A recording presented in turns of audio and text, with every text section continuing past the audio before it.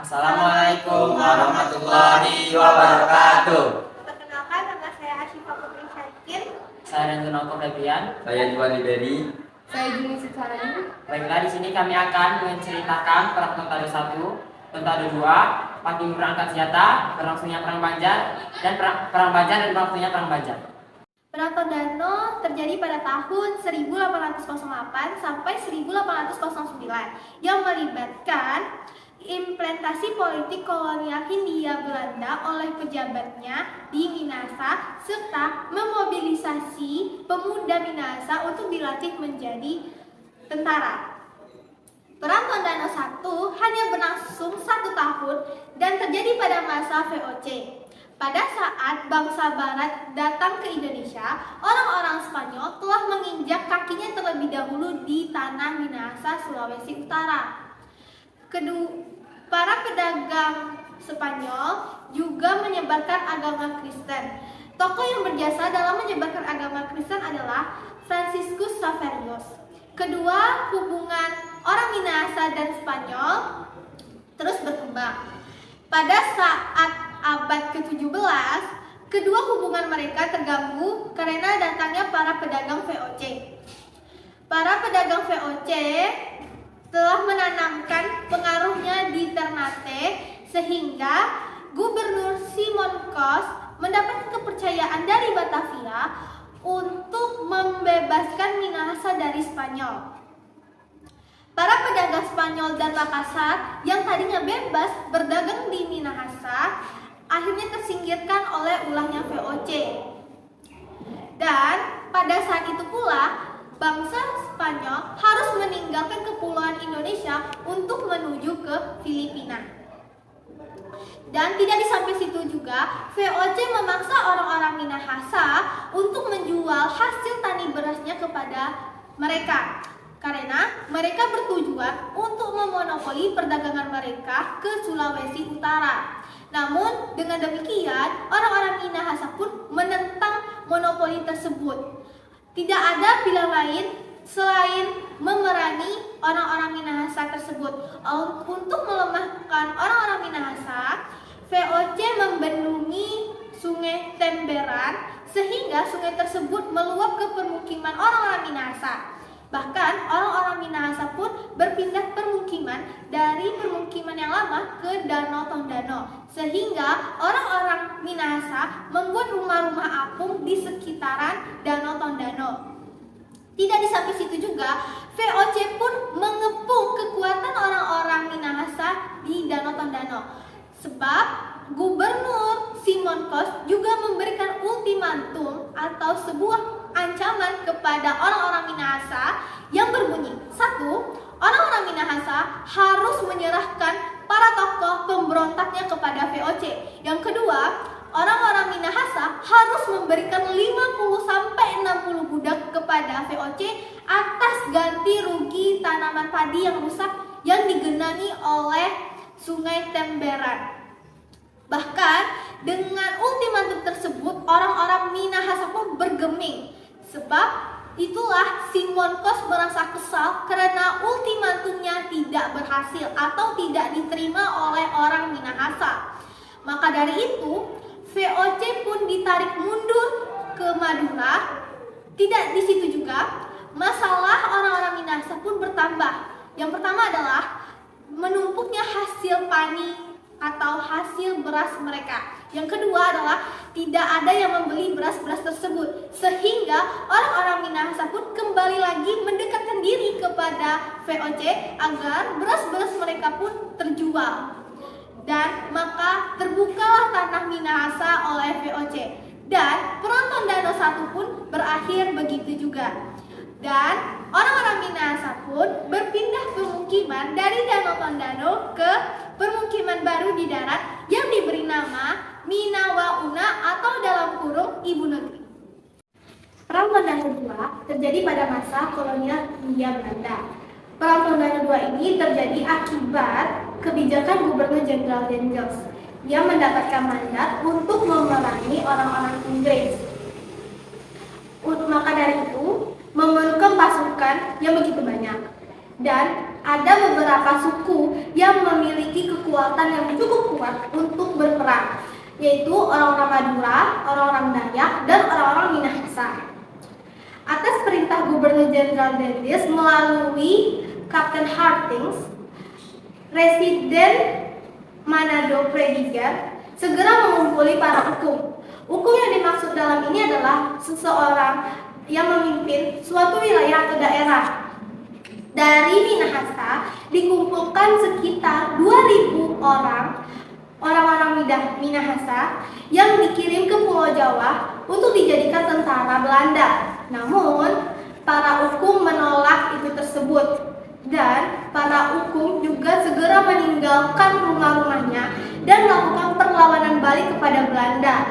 Dengan demikian, kebijakan Gubernur Jenderal Dendels tersebut ditolak oleh orang-orang Minahasa tersebut. Maka dari itu tidak ada pilihan lain selain Gubernur Jenderal Dendels untuk memerangi kembali orang-orang Minahasa tersebut dengan dua cara. Yang pertama, orang Belanda akan membendungi lagi Sungai Temberan. Yang kedua, menyiapkan pasukan dari dua arah yang berbeda. Yang pertama, akan mengepung orang-orang Minahasa di Danau Tondano. Yang kedua, orang-orang Belanda akan mengepung orang-orang Minahasa di permukiman baru di darat yang diberi nama Minawauna. Pada tanggal 23 Oktober 1808, perang tersebut mulai berkobar dan di Danau Tondano, para pasukan Belanda pun membombardirkan di daerah Danau Tondano, sehingga orang-orang Tondano pun mengepung sehingga orang-orang Minahasa pun terkepung di Danau Tondano. Dan pada tanggal 24 Oktober 1808 pagi hari, pasukan Belanda juga membombardirkan perkampungan permukiman di daratan yang diberi nama Minawauna, sehingga tidak ada lagi kehidupan di perkampungan tersebut. Maka dari itu, orang-orang Minahasa keluar dari perkampungan dan melakukan perlawanan kembali kepada orang-orang Belanda, sehingga satu persatu pasukan Belanda pun terjatuh dan Belanda pun ditarik mundur, dan orang-orang Minahasa pun dengan tekad semangat yang jua, dia pun mempertahankan kekuasaan tersebut. Oleh karena itu, terpetiklah berita bahwa kapal terbesar Belanda pun tenggelam di Danau Tondano tersebut.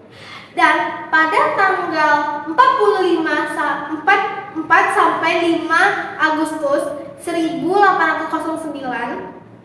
benteng Moraya milik para pejuang Minahasa pun runtuh beserta para pejuang tersebut, karena orang-orang Minahasa lebih baik mati daripada menyerahkan secara cuma-cuma wilayah tersebut kepada orang Belanda. Patimura angkat senjata. Pada 1605, Belanda mulai memasuki wilayah Maluku dan berhasil menguasai benteng Portugis di Ambon. Praktik monopoli dengan sistem pelayaran ini membuat masyarakat merasa kesulitan. Lalu pada 1635, muncullah perlawanan rakyat Maluku yang dipimpin oleh kaki Ali kapten itu. Perlawanan tersebut segera meluas ke berbagai daerah sehingga kedudukan VOC menjadi terancam. Dikarenakan kedudukannya yang terancam, VOC meminta bantuan ke Batavia sehingga Gubernur Jenderal Van Diemen 2 kali datang ke Batavia, yaitu pada 1637 dan 1638. Untuk mematahkan perlawanan rakyat Maluku, VOC menjanjikan hadiah kepada siapapun yang berhasil membunuh kaki Ali.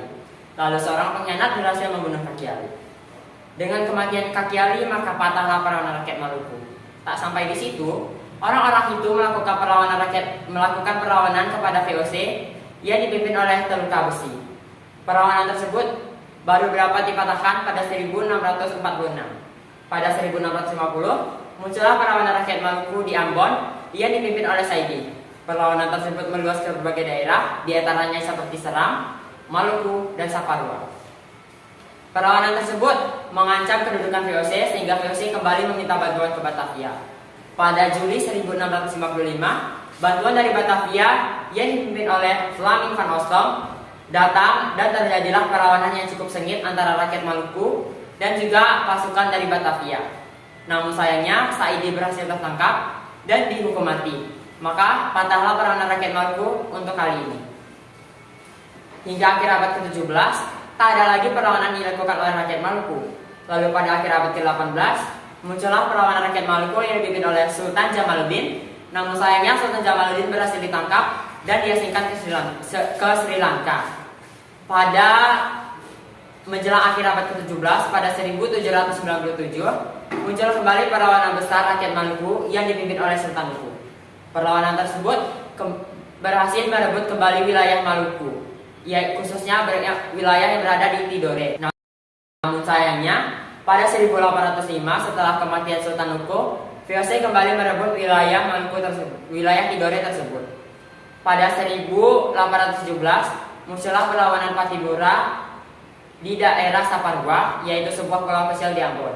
Perlawanan tersebut didasari beberapa hal. Di antaranya adalah satu, rakyat Maluku sudah merasa sengsara hidup di zaman VOC sehingga menolak kehadiran Belanda.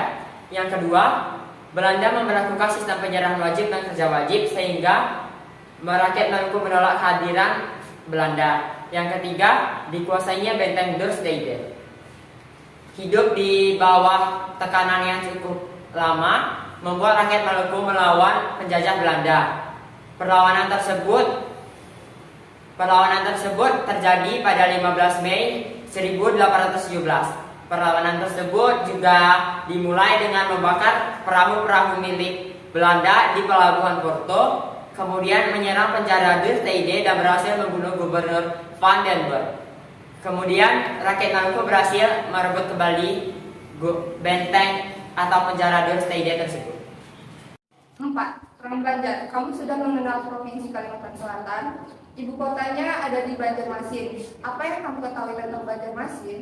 Di Kalimantan Selatan pernah perkembangan kerajaan Banjar atau Banjarmasin ini pada abad ke-19, meliputi Kalimantan Selatan dan Kalimantan Tengah. Sekarang pusatnya ada di Makapura. Kesulitan ini memiliki posisi yang strategis dalam kegiatan perdagangan dunia.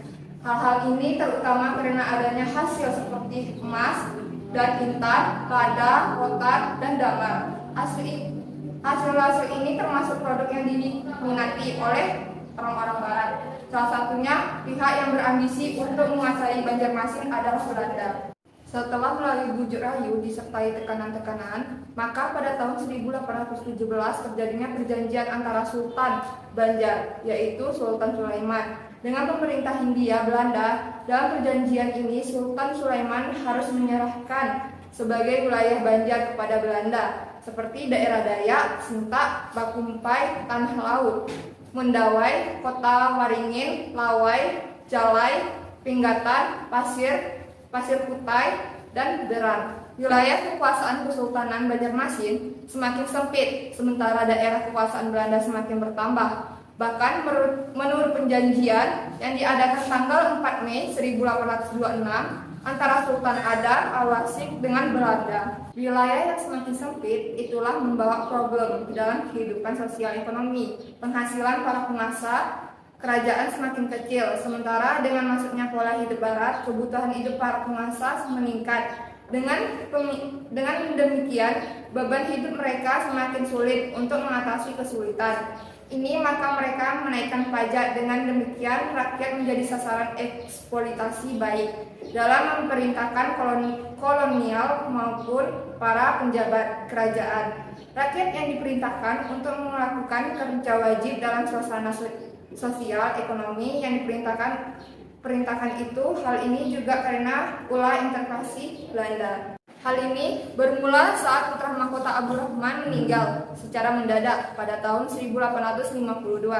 Sementara Sultan Adar memiliki 3 putra sebagai kandidat pengganti sultan, yakni Pangeran Hidayatullah mendukung Pangeran Hidayatullah didukung pihak istana dan kebetulan sudah mengantongi surat wasiat dan Sultan Adam untuk menggantikan sebagai sultan. Pangeran Anom dijagakan sebagai pemangku bumi, sedangkan Tamajidah didukung Belanda. Tahun 1857, Sultan Adam meninggal. Dengan sigap Presiden I.F. Graaf von Benten Telkenbroek mewakili Belanda mengangkat Tamajidah. sebagai sultan dan pangeran. Hidayatullah diangkat sebagai muka bumi.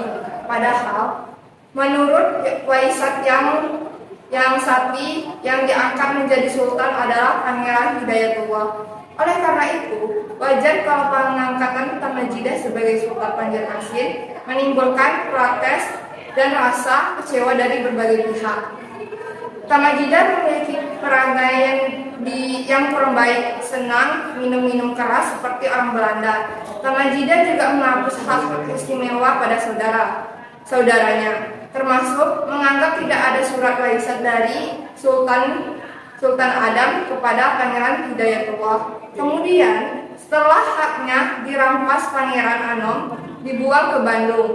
Tindakan Tamajidah yang sewenang itu semakin menimbulkan rasa kecewa dari berbagai pihak.